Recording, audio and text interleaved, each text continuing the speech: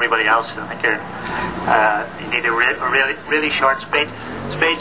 But I have to start with the split.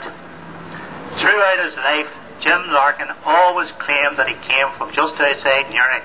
And as a Newry person, I have got to agree with him. He wasn't from Liverpool at all. The real point about things like this is that it's an important part of our history. It's an important part of the history of the Belfast working class and of the Irish working class. Someone once described James Larkin as like a volcano who burst on the sea.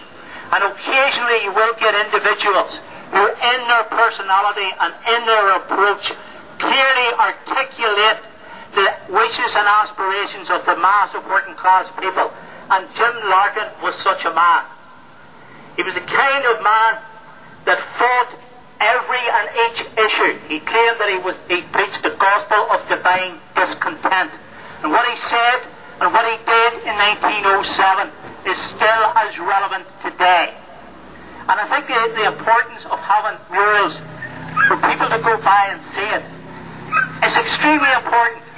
Yesterday I spoke to an academic, and I don't normally do that sort of thing, but I made an exception yesterday. And he was telling me that in his lectures and seminars at the university, after he was discussing conflict resolution and conflicts had taken place around the world, a student came up to him and said, "I was in Vietnam last year.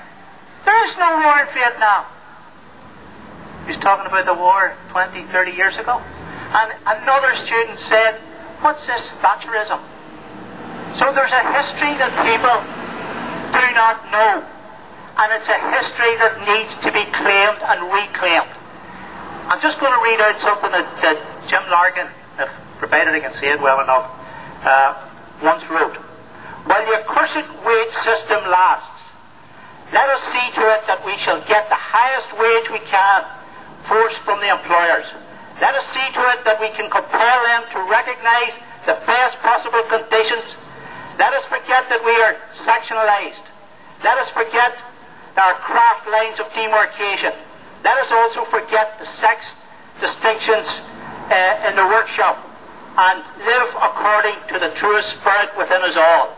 There was a man that preached and practiced unity amongst the working class, and the conditions today, although very different, still call out for the same kind of attitude, the same spirit that James Larkin had.